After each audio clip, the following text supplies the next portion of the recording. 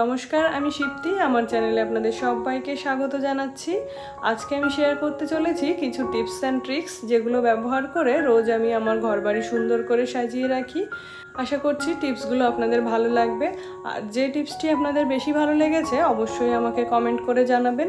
আর আপনি যদি আজকে আমার চ্যানেলে নতুন হয়ে থাকেন, প্লিজ আমার চ্যানেলটিকে সাবস্ক্রাইব করে আমার পাশে থাকবেন। তাহলে চলুন বেশি কথা না বলে শুরু করা যাক। আমাদের বেডরুমের মূল অ্যাট্রাকশন হলো বেড। তো এই বেডটাকে যদি সবসময় সুন্দর পরিপাটি করে রাখা যায় তাহলে কিন্তু আমাদের বেডরুমের সৌন্দর্য অনেক গুণ বেড়ে যায়। তো বিছানায় যেহেতু বালিশের সঙ্গে সঙ্গে কাঁথা, মশারি এগুলো প্রয়োজন হয়, তো সবসময় এগুলো বিছানাতে রেখে দিলে কিন্তু দেখতে খুব একটা ভালো লাগে না। তাই আমি কি করি, প্রয়োজনীয় যে জিনিসগুলো সেগুলো আমি বিছানাতে রেখে দিই, আর অতিরিক্ত যে জিনিসগুলো সেগুলো আমার এই যে বেডরুমের একটা ওয়ার্ড্রবের একটা সাইড নিয়ে নিয়েছি। তো এর মধ্যে আমি যে জিনিসগুলো সবসময় প্রয়োজন হয় না, যেমন কাঁথা, বেডশিট, এগুলো রেখে থাকি। তারপরে হলো মশারি। তো মশারিটা আমরা যত সুন্দরভাবে ভাঁজ করে রাখি না কেন, পরিপাটি করে রাখি না কেন, মশারি কিন্তু একটু নড়া লাগলেই খুলে যায়। তো মশারিটা রাখবার জন্য আমি এরকম একটা কুশন কাভার নিয়ে নিয়েছি। তো এই ধরনের কুশন কাভার বা সিঙ্গেল মশারির কাভারও দোকানে কিনতে পাওয়া যায়। তো এটা মশারিরই কাভার। তো এই মশারির কাভারের মধ্যে আমি মশারিটাও সুন্দর করে ভাঁজ করে রেখে দেবো। আর এটাকে অন্যান্য বালিশের সাথে বিছানায় রাখলে কিন্তু মনেই হবে না যে এটা মশারির কাভার। বিছানা সাজানোর জন্য একটা কুশন বলেই মনে হবে।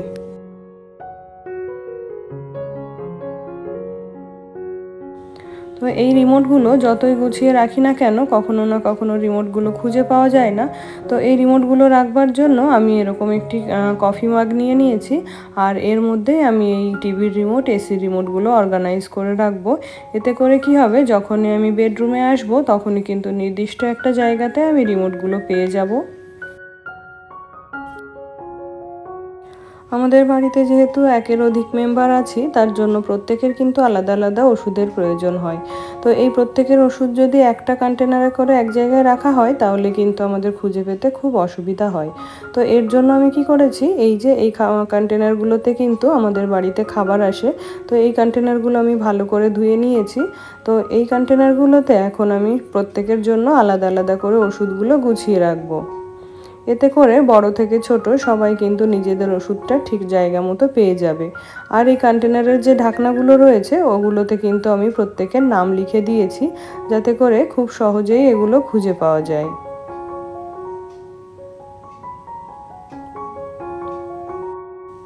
আর এই ওষুধের বক্সগুলো এখন আমি বিছানার সব থেকে কাছের জায়গাতে রাখবো, যেটি হলো কি আমার বেডসাইড টেবিল। তো রাত বিরাতে যখন ওষুধের প্রয়োজন হবে তখন কিন্তু খুব সহজেই এখান থেকে আমি ওষুধগুলো পেয়ে যাব। আমরা কিন্তু বিভিন্ন সময় বিভিন্ন কাজে সেফটি পিন ব্যবহার করে থাকি। তো এই ব্যবহার করার পর সেফটি পিনগুলো যথাযথ জায়গায় না রাখার কারণে কিন্তু দ্বিতীয়বার ব্যবহার করার সময় সেফটি পিনগুলো খুঁজে পেতে খুব অসুবিধা হয়। তাই আমি কি করি, ইউজ করার পরে এরকম নির্দিষ্ট একটা বক্সের মধ্যে সেফটি পিনগুলো গুছিয়ে রাখি। এতে করে পরবর্তী সময়ে ব্যবহার করার সময় সেফটি পিনগুলো খুব সহজেই আমি পেয়ে যাই। ড্রেসিং টেবিলের মধ্যে এই জিনিসগুলো যতই গুছিয়ে রাখি না কেন, কিছুদিন পরে কিন্তু এগুলো অগোছালো হয়ে পড়ে। তো আমি এই লিপস্টিকগুলো অর্গানাইজ করার জন্য এরকম একটি লিপস্টিক হোল্ডার কিনে নিয়েছি। তো এর মধ্যে আমার সমস্ত লিপস্টিক, আইলাইনার, কাজল, মাস্কারা, লিকুইড সিঁদুর বা পেন্সিল জাতীয় যে সমস্ত জিনিসগুলো রয়েছে সেগুলো কিন্তু খুব সুন্দরভাবে আমি এটার মধ্যে অর্গানাইজ করতে পারি। এতে করে লিপস্টিকগুলোও যেমন সুন্দরভাবে থাকে, তেমনি আমাকে কিন্তু খুঁজে পেতেও খুব সুবিধা হয়। আমরা যারা সাজগোজ করতে একটু বেশি পছন্দ করি তাদের প্রত্যেকের কিন্তু এই ধরনের মেকআপ ব্রাশগুলো খুব প্রয়োজন হয়। তো এই প্রয়োজনীয় জিনিসগুলো গুছিয়ে রাখাটাও কিন্তু খুব প্রয়োজন। তো এটা গুছিয়ে রাখবার জন্য আমি এই ধরনের একটা ইউজলেস কাচের গ্লাস নিয়ে নিয়েছি। আর এর মধ্যেই আমি এখন এই ব্রাশগুলোকে অর্গানাইজ করে রাখবো। এতে করে প্রয়োজনের সময় খুব সহজেই আমি কিন্তু ব্রাশগুলো পেয়ে যাব, আর দেখতেও কিন্তু খুব সুন্দর লাগবে। তারপরে আসি চিরুনিতে। তো আমরা যতই সাজগোজ করি না কেন, মাথায় চিরুনি না দেওয়া হলে কিন্তু আমাদের সাজটা পুরো ইনকমপ্লিট হয়ে যায়। তো এই যে চিরুনিগুলো যাতে যথাসময়ে ঠিকঠাকভাবে পাওয়া যায় তার জন্য কিন্তু চিরুনিগুলো এই গ্লাসটার মধ্যে আমি সুন্দর করে অর্গানাইজ করে রাখছি। দুটো গ্লাসই একই রকম দেখতে হওয়াতে দেখতেও কিন্তু খুব সুন্দর লাগবে। তারপরে আসি এই ছোট ছোট জিনিসগুলোতে।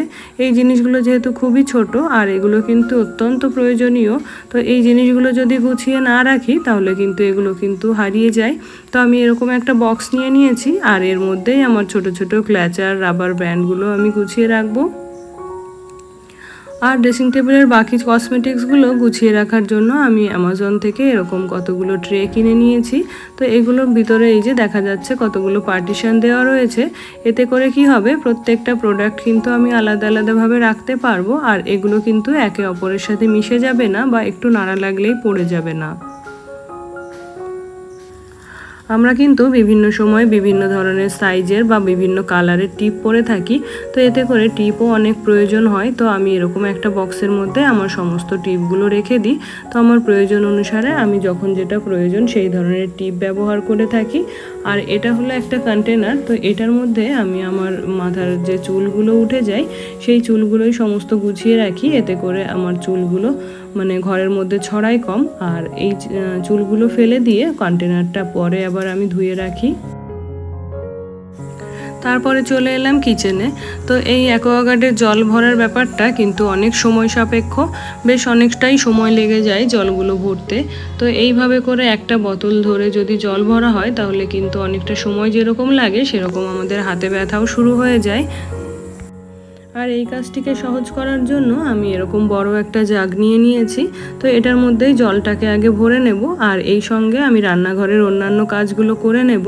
তারপরে এই যে জগটা এখন ভরে গেছে, এখন এই জগ থেকেই বোতলে জল ভরে নেব। এতে জলটাও অনেকটা ওয়েস্ট কম হয় আর সময়টাও কম লাগে।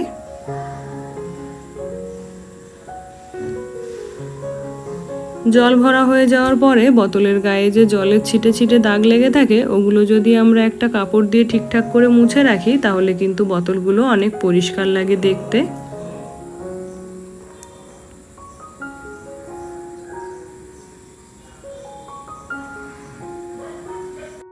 কাচের গ্লাসগুলো ব্যবহার করার পরে ধুয়ে কিন্তু অন্যান্য বাসনের সাথে রাখা যায় না, কারণ ভেঙে যাওয়ার সম্ভাবনাটা থেকে যায়।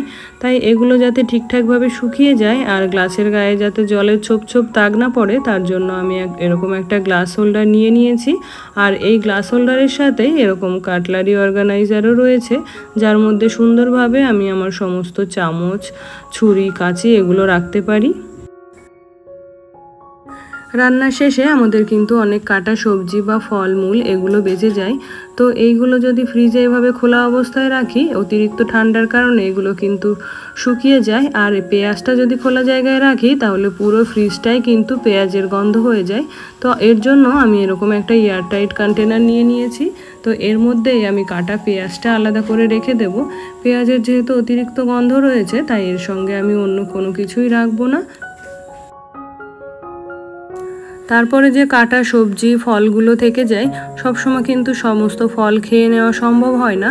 তো এগুলোর জন্য আমি এরকম আর একটা কন্টেনারের মধ্যে করে এগুলো আটকে রেখে দিই। এতে করে ফলগুলো অনেক দিন পর্যন্ত ফ্রেশ থাকে। আমরা আমাদের আলমারিটা যত সুন্দরভাবে গুছিয়ে রাখি না কেন, এই ছোট ছোট জিনিসগুলো যদি ঠিকঠাকভাবে না রাখা হয় সেগুলো দেখতেও যেমন খারাপ লাগে আর প্রয়োজনের সময় কিন্তু এগুলো আমরা ঠিকঠাকভাবে পাই না। তো তার জন্য আমি এখানে কতগুলো বাস্কেট নিয়ে নিয়েছি আর এর মধ্যে আমাদের প্রত্যেকের সমস্ত জিনিসগুলো যেমন সক্স, রুমাল এগুলো সব আলাদা আলাদা করে রাখবো। এতে করে আমাদের আলমারিটা যেমন অর্গানাইজড লাগবে দেখতে, সেই সঙ্গে আমরা আমাদের সময় মতো জিনিসগুলোও ঠিকঠাক জায়গাতে পেয়ে যাব।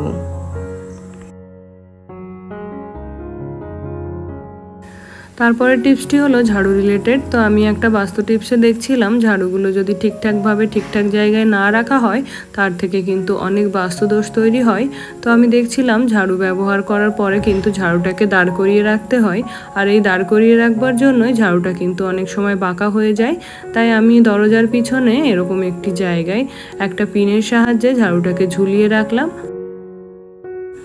এইবার আসি শু ক্যাবিনেট রিলেটেড একটি টিপসে। তো শু ক্যাবিনেটের মধ্যে আমরা তো জুতো তো গুছিয়েই রাখি, তো জুতোর জন্য যে পলিশ ক্রিম বা ব্রাশের প্রয়োজন হয় ওগুলো কিন্তু শু ক্যাবিনেটের উপর ছড়িয়ে ছিটিয়ে থাকে। তো যখন আমরা শু ক্যাবিনেটটা পরিষ্কার করতে যাব তখন কিন্তু একটা একটা করে প্রত্যেকটা জিনিসই আমাদের সরাতে হবে, তাতে করে অনেকটা সময়ের প্রয়োজন হয়। তো আমার কাছে এরকম একটা বাস্কেট ছিল, আর এই বাস্কেটটার মধ্যেই আমি সমস্ত জুতোর ক্রিম আর ব্রাশগুলো গুছিয়ে রেখেছি। আমরা কিন্তু প্রত্যেকেই এই জিনিসটির কি কাজ সেটা জানি, কিন্তু এটি আমি আরও একটি অন্য কাজে ব্যবহার করি। সেটি হলো কি, আমাদের সিলিং বা ওয়ালে যে ধুলোগুলো হয় সেগুলো কিন্তু খুব সহজেই এর সঙ্গে পরিষ্কার হয়ে যায়। এগুলো যেহেতু মাইক্রোফাইবার রয়েছে তাই কিন্তু খুব সূক্ষ্ম থেকে সূক্ষ্মতর ডাস্টগুলোই খুব সহজেই ঝাড়া হয়ে যায়। তো বন্ধুরা, আমার ভিডিওটি যদি আপনাদের ভালো লেগে থাকে বা এই টিপসগুলো একটু হলেও যদি আপনাদের কোনো কাজে এসে থাকে তাহলে প্লিজ একটি লাইক করে দেবেন। আর আপনি যদি আমার চ্যানেলে নতুন হয়ে থাকেন তাহলে প্লিজ আমার চ্যানেলটিকে সাবস্ক্রাইব করে আমার পাশে থাকবেন। আসবো আর একটি নতুন ভিডিও নিয়ে, সেই সঙ্গে সবার সুস্বাস্থ্য কামনা করে আজকের মতো বিদায় চেয়ে নিচ্ছি। ধন্যবাদ।